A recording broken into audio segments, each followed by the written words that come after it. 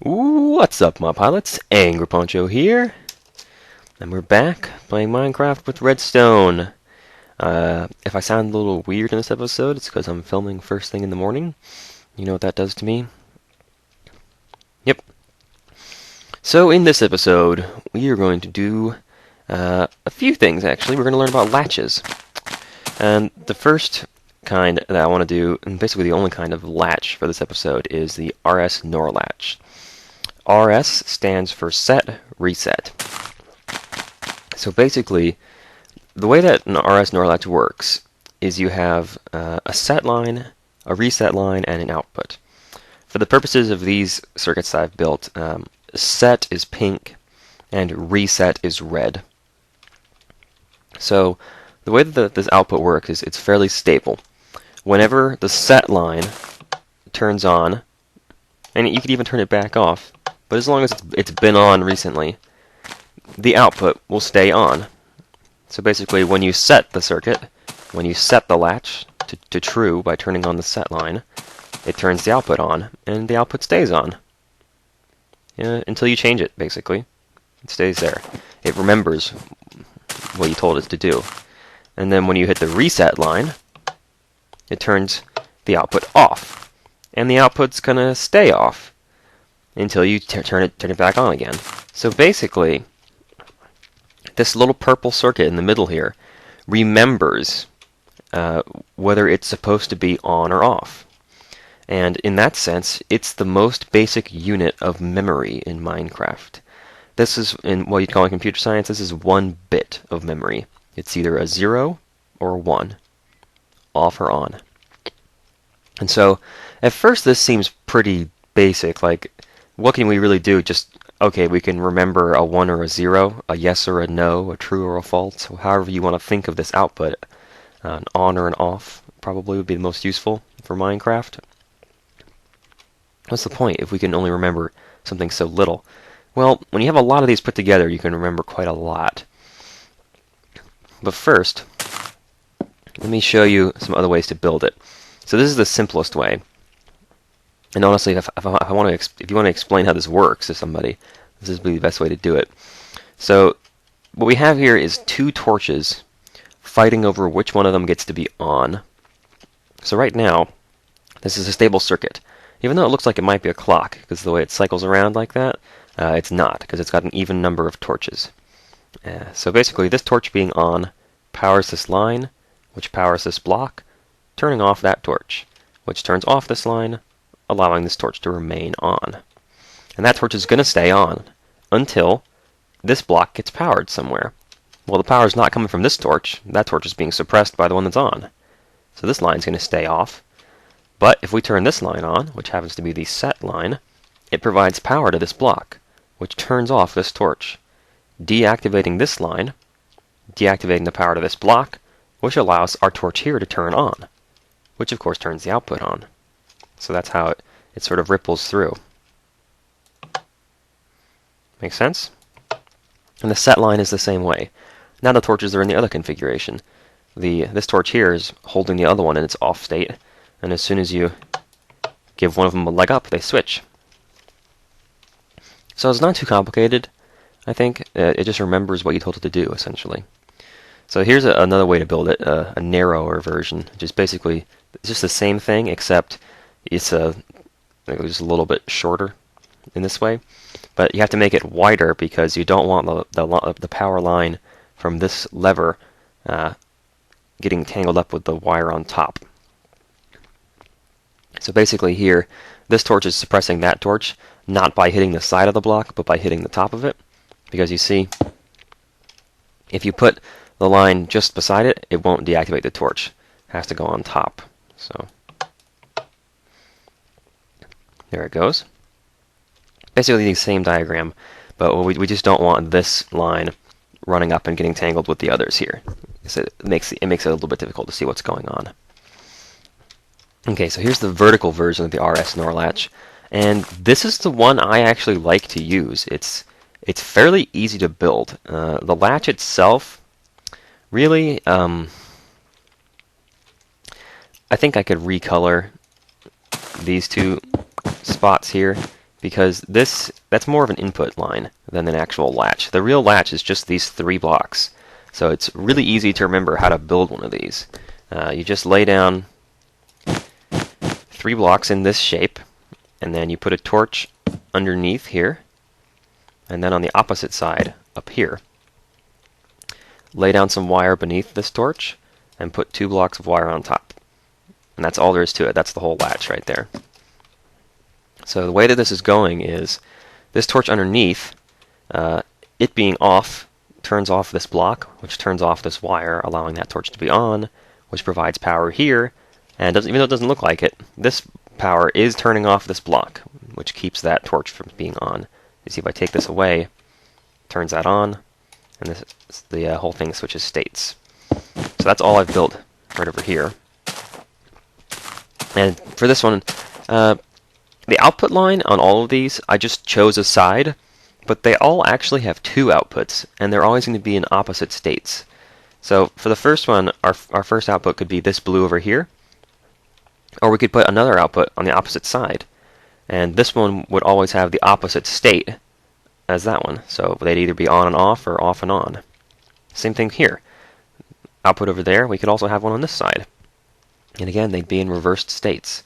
So here, I've said that the output is down here, coming from the torch on the ground, just because that's convenient to have it on the same height as the inputs.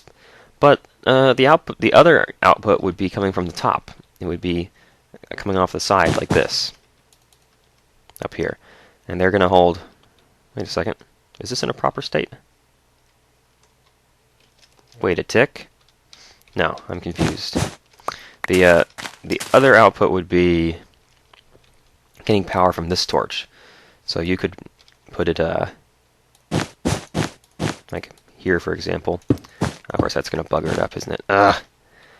Where would you put this? Okay, so if the power is coming through here... Yeah, see, this is doing something weird. It's not supposed to...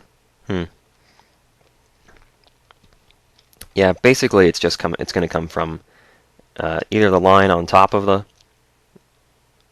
this, or it's going to be the line coming from this torch, because they're going to have opposite states. So you could put it here if you wanted, but the thing is, it's going to bugger up the circuit if you build it right next to the input. So I suppose for this one, there's really just the one convenient spot here for this output, and it's trying to get at that other signal can be a little bit funny. But basically, it would just require you to have the input off to the side here, and then you could have another output right here underneath this torch. Basically, your 2 outputs are just going to be next to wherever your 2 torches are, or connected to the 2 lines which your torches power or don't power. Yeah, so for this one, the reset line is here on the ground, and the set line actually has to climb on top in order to get to this torch. Now you could have the set line, if you wanted, be on the side like this, up top. But just for the sake of demonstration, I built it on the ground here to show you can have them all at the same level, and that works fine. So it just has to run on top there. Okay, and there's another way to do it here with repeaters. If you just want to make it just that much smaller. The benefit of using the repeaters here, rather than just running a wire on top of the block, is that you don't have to have that additional block here, like in the second design. You don't have to have that additional block in order to get keep signals from mixing. The repeaters do that for you. So this is very, very small RS Norwich there on the ground. But still, I usually prefer this design. Okay, so our next thing we're going to talk about solves the problem that you might have with variable inputs. So let's say I want to have a button that turns on a piston.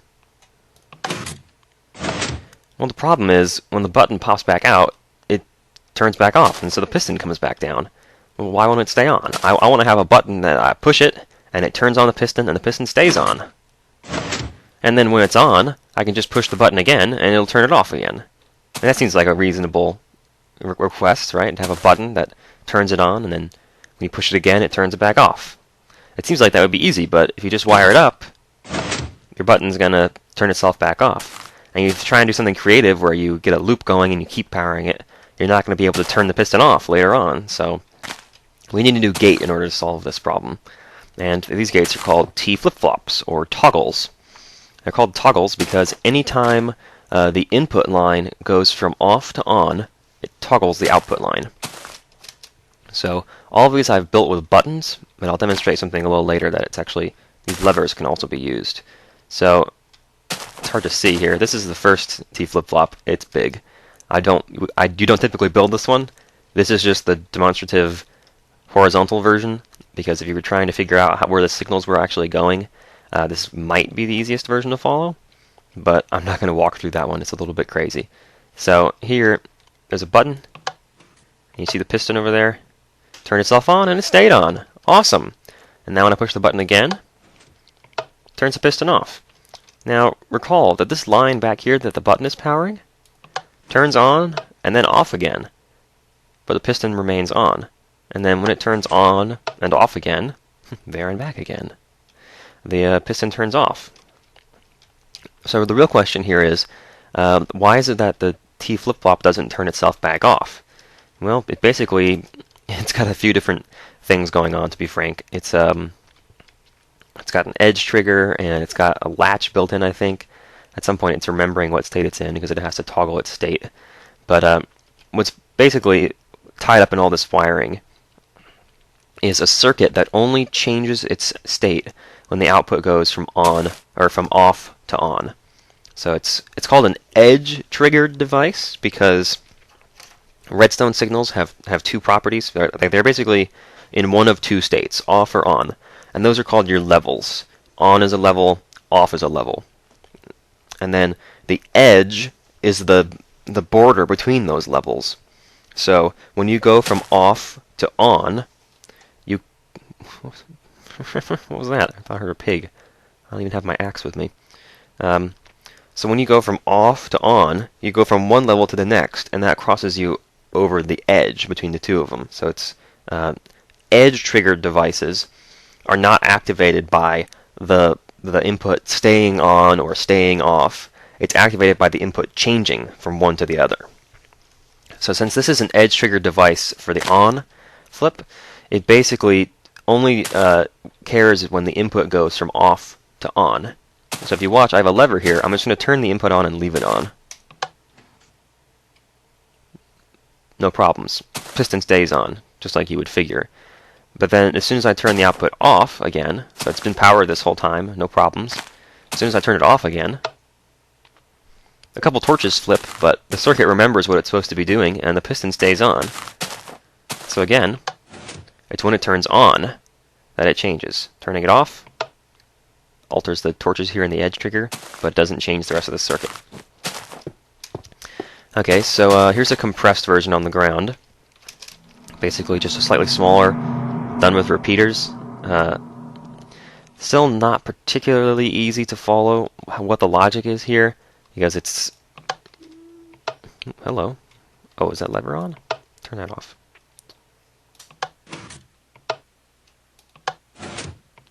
But it's basically the same thing. It does just what we were doing back here. Whenever the button goes from off to on, which is just when you push it, changes the state of the output. This is just a smaller version with repeaters. And then here we have the fully vertical version, which is a bloody mess. So the gray part here is the toggle itself. This is the actual toggle. And the green, the lime green bit before it here, is an edge trigger. Basically what an edge trigger does is it changes a long input pulse to a short one. So just watch what happens to the output line over here next to this repeater. When I turn this lever on and leave it on,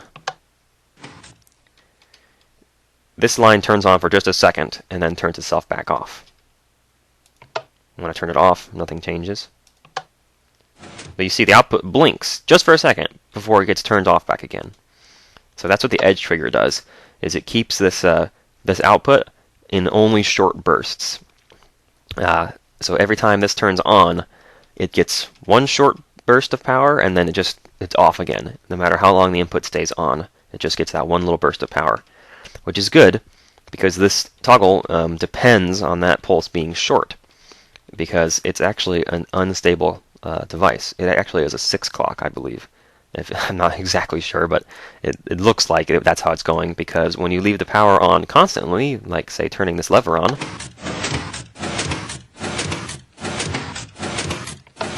you get the signal cycling through the circuit. You can, if you actually turn that on and just watch it for a while, you'll start to see the blinking pattern going through these torches here. And this first one stays off all the time, so it's just these over here that are the clock. That's why I said it's a 6 clock.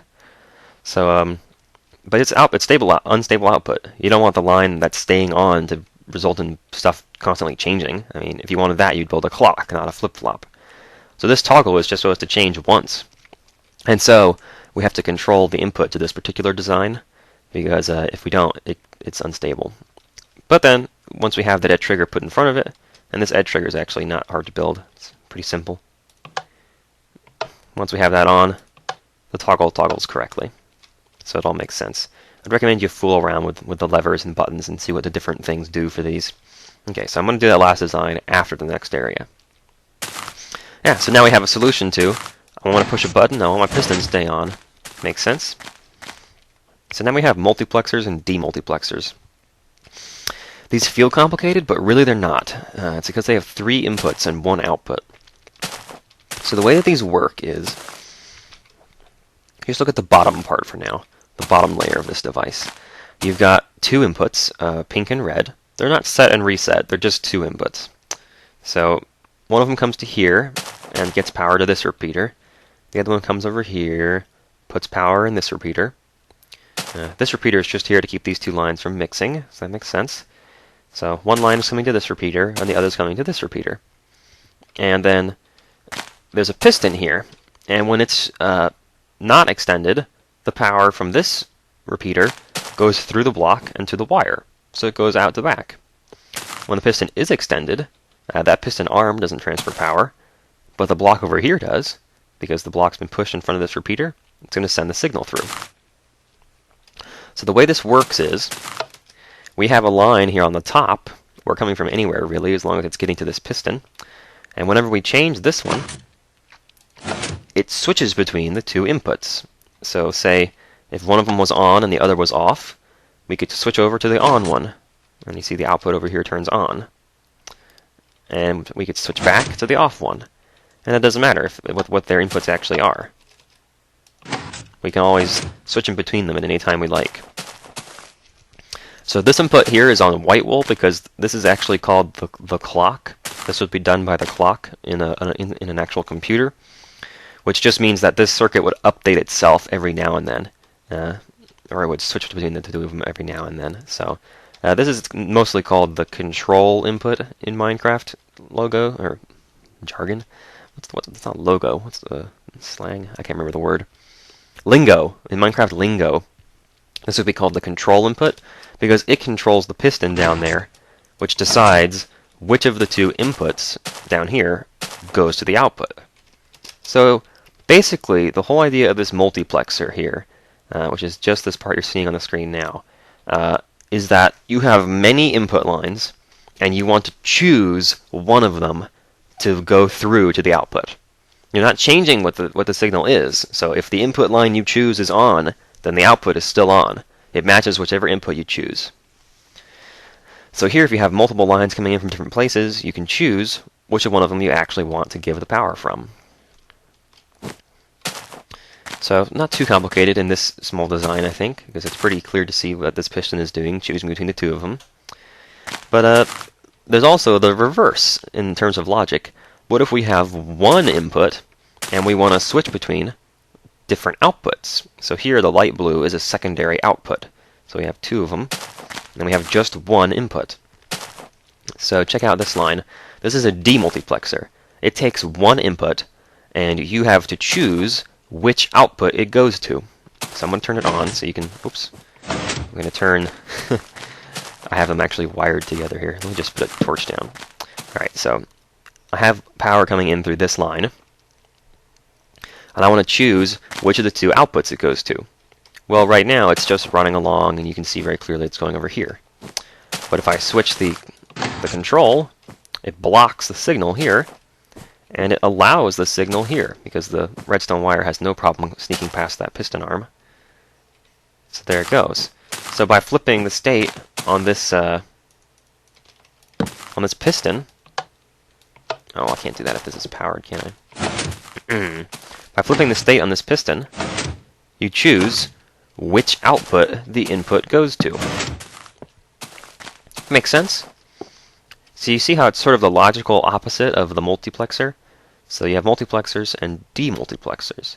So we take many lines and choose one of them to go into the one output, and then we have one input, and we have to choose which of the many outputs we want to send it to. So basically this allows you to have multiple inputs going to multiple outputs, and you can choose which one goes where. But the limitation is you can only do one at a time. So if, just as an example here, if I had this on, I can choose to send this line through. Okay, so let's do an example. Let's send power from let's send the signal coming from red over to blue, just like we usually do. So I want it to be on, just for demonstration's sake. So there's a power line coming through with red. I want this to end up getting to the blue output, the darker blue. So I say, okay, it's going to end up here. All right, so the clock's in the right state. I don't want to change that because it's going to mess it up. So I put the control in the right state. So I choose the red line here, and now over here I want to choose the blue line going out. So I switch it. So now you see the red input is going through the whole circuit out to the blue output. And if I wanted to, I could do any other combination. I could go red to light blue, or I could go pink to either of them. So all four combinations of this goes there are possible. And that's the beauty of multiplexers, is that if you've got many inputs and many outputs, you can choose what goes where. Again, only one at a time. Now the beauty here is this demux, the power of the demux combined with the RS NOR latch actually allows us to build a really cool toggle design. I'll post a link in the description to the video where I found this, because this is radical right here. Now it's a little bit funny in terms that it needs 1 tick long inputs. So anything longer than that, and it just goes crazy with this piston. So let me try and show you what's going on here. Over on the right, with this piston and these blocks back here, this looks like the demux, because we've got the power line coming in, and whether or not this piston is extended determines whether the line goes through or whether it goes over here, which goes around. But for now, it just goes to one of two places based on that piston. Okay, that's cool. And then over here, you might recognize this a little bit as the RS NOR latch. These 3 blocks and the torches attached to them. So the way that this works is this demux, whenever the signal goes through, it changes the state of the RS NOR latch. So check this out. What happens is, so here's the first example when it's off already. So the power line comes to here, it gets blocked on this one, and it goes to the other one. So power would come through here, and first off, it goes to the output. So it goes through. And then it goes down, it splits up and also goes down here. And there's a bit of a delay because we don't want signals to mix with that torch, and we get another delay here because we want this to go in one direction. And so it comes around, the power comes around to here, which turns off this torch, depowering this line, which retracts the piston. Huzzah! So the line went through this way, but that output switched the state of the latch, so it's going to pull the piston in. See, that input was too long. There we go. So it pulls the piston in. And now that we're in the other state, we can see that the line gets blocked going straight. And so it goes to the right up here, comes around, has a delay. This is critical. You have to have this repeater here. Actually, everything that's here is critical. All the repeaters are needed. So this delay, and then when it gets up here, it depowers that torch, activates the piston, and sets the thing back into its previous state. Neat, huh? But the cool part of the output here is that the output only flips, or it only actually gets that 1 tick pulse going through. It only goes through every other time. So if I put another piston back here, you would see what's happening. Now the weird thing here is, stop it. These are really finicky in terms of how long the input needs to be. There we go. If it's too short or too long, it doesn't work. So you have to get it tuned just right. Yeah. So it's not quite a toggle in terms of the output back here, but it is in terms of the output if you look at it down on this line here, say, because it toggles the RS NOR latch. Basically, we have this demux. It chooses whether this line is a set or a reset. So when it's off, it turns this line into a set for the latch, and when it's on, it turns the line into a reset for the latch. So it always changes the state of the latch. So if I put a piston, so pay attention to this sticky piston here. That's going to be our output. So whenever it gets a pulse coming in, it changes the state over here. And this is not where you take the output from this, but if you did take the output from here, it would be a toggle just like the rest of these toggles. Granted, one that needs 1 tick long inputs. So, but it's the fact that we can go out the back here every other time that gives it some additional power. That means we're going to be able to build this in the next episode. Yes, so for now, I just wanted to show you all the different things that are necessary in order to learn how to count, which is what we're going to be doing next time. Thanks for watching. See you guys then.